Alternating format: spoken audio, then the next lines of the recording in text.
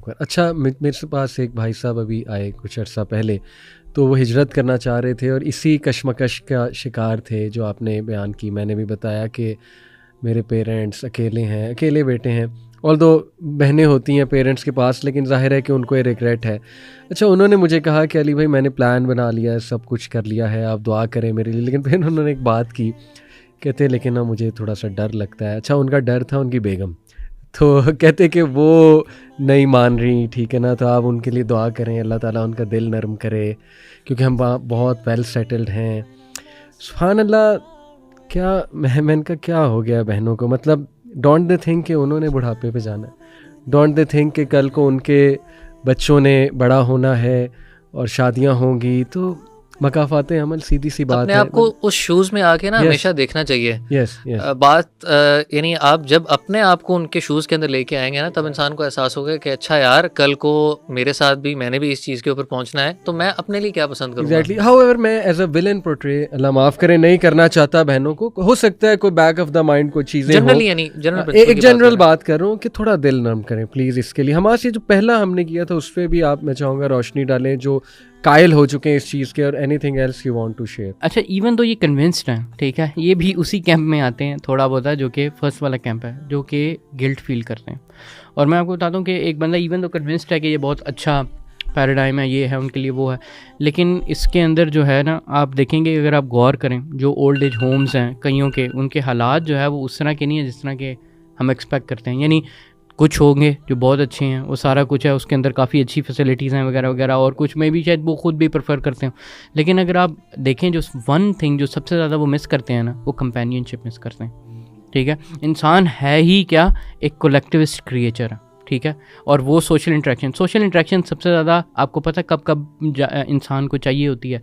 एक, जब वो बच्चा होता है, जब वो छोटा होता है, तो मतलब यानी माँ या बाप या हर वक्त कोई ना कोई उसके पास हो, वरना वो डर जाएगा। और हम भी क्या ख्याल रखते हैं, ये करते हैं वो करते हैं कि बच्चे के और जब बंदा बुजुर्गी में चला जाता है ना, तो वो एकदम से एक किस्म का उसी तरह की एक स्टेज पे आता है जिसमें सोशल इंटरेक्शन उसके लिए सबसे वैल्यूबल चीज़ होती है। और वो जो है, आप देखेंगे कि पेरेंट्स का इस तरह का बिहेवियर होता है कि पैसा उन्हें मैटर नहीं कर रहा होता, उनको कंपनी मैटर कर रही होती है, और उस वक्त वो लगाने के लिए भी तैयार होते हैं। एक बात भी ऐड कर दूं कि हम अक्सर ये सोचते हैं, हम सब ही टू बी ऑनेस्ट, और हमारे सोसाइटी के लोग जो पढ़ लिख गए हैं और बड़ा प्रोग्रेस करना चाहते हैं, कि यार ठीक है पेरेंट्स के साथ रहो, लेकिन मेड्स रख दो, नौकर रख दो, हाँ कोई हर्ज नहीं है, ऑब्वियसली हेल्पर चाहिए होता है। लेकिन टू बी ऑनेस्ट उनको ये सोचना चाहिए कि देखें, पेरेंट्स को मेड और हेल्पर्स की ज़रूरत नहीं है ओल्ड एज में। मतलब क्या वो बैठ के मेड के साथ ही बातें करते रहें, क्या वो बैठ के हेल्पर के साथ या ड्राइवर के साथ बातें करते रहें? आप ये चाहते हैं, देखिए हेल्प करें, हेल्पर रखते हैं, लेकिन बात वो आपसे करना चाहते हैं। बिल्कुल ऐसे ही है, genuinely they want to spend time. आप यही चीज़ बच्चे के ऊपर भी लगाएं। क्या बच्चा भी चाहता है, बच्चे को सबसे ज़्यादा किसके साथ अफेक्शन होती है, वो माँ की अटेंशन चाह रहा होता है या वो मेड की अटेंशन चाह रहा होता है? ऐसे ही है। और ये सेम डायनामिक जो है, ये दोनों इंसान की उसमें नेचर जॉब इज डन, हमने हेल्पर रख दिया, हमने उनकी जो है ना वो इंतजामात कर दिए, ड्राइवर रख दिया है, तो बस माई जॉब। आप उस इंसान की एसेंशियल नेचर के अगेंस्ट एक्ट कर रहे हैं, तो आप किस तरह एक्सपेक्ट करते हैं कि ये चीज़ जो है ये कोई बेनिफिट में जाएगी? दूसरा मैं बताऊँ, जो आपको आप बता रहे थे कि कुछ को गिल्ट फील हो रहा था, ठीक है, कि यार पेरेंट्स को मैं छोड़ के गया हूँ, वो गिल्ट क्या मतलब वो ख़त्म हो जाएगा? वो क्या चाह रहे होते हैं कि मुझे ये वाली फीलिंग ना आए।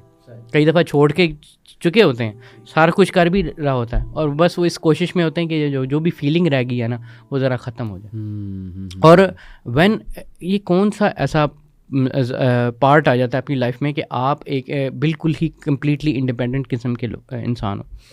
दूसरा, अगर आप ना शादी के डायनामिक्स को भी अगर आप गौर करें, देखें, जो बंदा एक लड़की को, यानी हमारे कलेक्टिविस्ट कल्चर में जो घर लेके आता है, ठीक है, तो उसके भी जो चलो पेरेंट्स ने इन्वेस्ट किया होता है, क्या उसका वो बंगला होता है अकेले का, उस लड़के का बंगला होता है क्या, वो अकेले बलबूते पे उसने सारा किया होता है?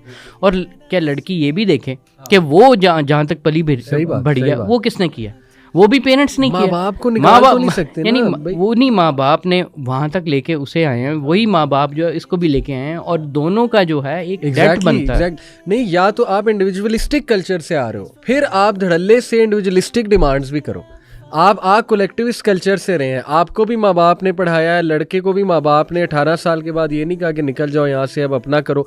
फिर तो समझ आती है शायद इंडिविजुअलिस्टिक माइंडसेट की, लेकिन लड़के को 30 साल तक 28 साल तक बाप लेकर चला है, माँ लेकर चली है, उसके बाद जैसे ही आप आओ आप कहो जी कि बस अब अलग हो जाओ। वो छोड़ें अली भाई, इस लेवल ऑफ और कुछ लोग ना अपने आप को जस्टिफाई करने के लिए किस लेंथ तक जाते हैं। अब ये सुने, ये यहाँ के एक कमेंट है, मैं वैसे ही आपको बता देता हूँ। एक कमेंट ये है, वो कह रहा है कि डिड दे मतलब यानी took our consent before birthing us. उन्होंने हमारी इजाज़त ली थी हमें बर्थ करने की।